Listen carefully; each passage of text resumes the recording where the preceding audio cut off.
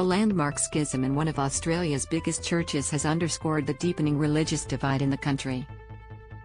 Geoffrey Smith, the Primate of the Anglican Church in Australia, today issued a statement lamenting the establishment of a breakaway diocese by some church members. As reported by the Sydney Morning Herald, some conservatives within the church who oppose same-sex marriage have gathered under the leadership of former Sydney Archbishop Glenn Davies to establish the Diocese of the Southern Cross.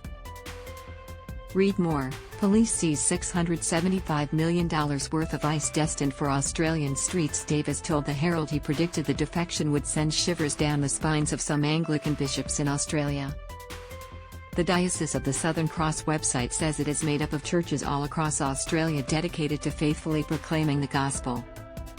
But Smith, an Adelaide archbishop who heads the Anglican Synod in Australia, criticised the move. It is unfortunate that confusion may well result from the establishment of this organisation among existing members of the Anglican Church of Australia and among people wishing to connect with the Anglican Church of Australia, he said. Read more. Conveyor belts of cold fronts approaching as states brace for potential flooding. The meeting of the General Synod held in May this year clearly affirmed the view that marriage is between a man and a woman, and declined to affirm same-sex marriage.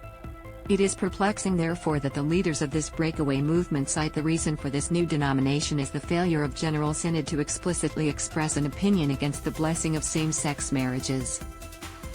He called on churchgoers to live together with their differences in a tragically divided world. My conviction is that the Anglican Church of Australia can find a way to stay together, graciously reflecting God's great love, with our differences held sincerely, Smith said. This week's announcement makes achieving that end more difficult but not impossible. Read more. Kiwi climber loses leg after brutal 24 meters fall in Yosemite. The Diocese of the Southern Cross has acknowledged the role of GOFCON, the Conservative Global Anglican Future Conference, in their founding. The formation of the diocese has been welcomed by GOFCON primates, the organization says on its website. There are similar dioceses in the USA, Canada, Brazil, and New Zealand, where the established Anglican Church in these countries has departed from the teaching of Scripture. The new diocese confirmed it was not part of the Anglican Church of Australia. The findings from the 2021 census showed the Anglican Church in Australia had experienced one of the steepest decreases in numbers of adherents.